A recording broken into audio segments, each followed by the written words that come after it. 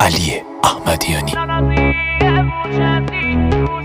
تنظیم علیرضا امیری، ضبط میکس و مسترینگ صابر احمدی.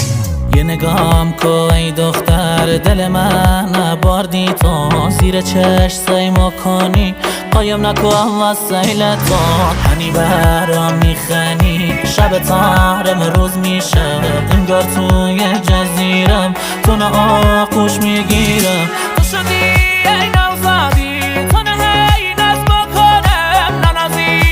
موچزی، تو نخوای من چترتم، تو گفتی هستی با من، تا تهش رفی خوابم، نیم ران لشی بری میداری تو سپاتم، دستات گرفتم و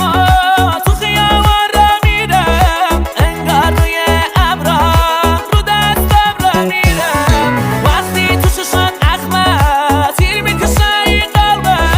طرز نگاه من رود از اون روزای قشه، تا نمیرم نمیفهمی قدر قلب تو، چرخ گردون نمیذارم تو دلیم شی تو، کشتی منم با اشاره رو سفید شی تو، سیاه نکو وقت بچارم رو حساب تو.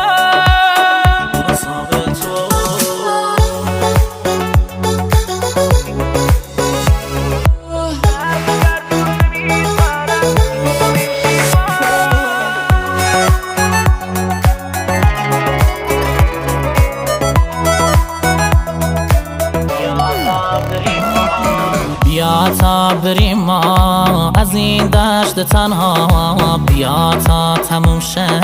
تیک تاک ساعت ها، افسرده شدم مریض گوشه گیر هریز، شدم یه شاپرک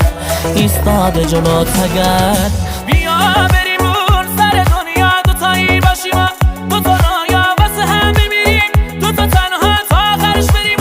رو به دریا، گفته دل من با دل تو، چفته دل تو با دل من، گریه شده کار دل تو، خنده شده بار دل من.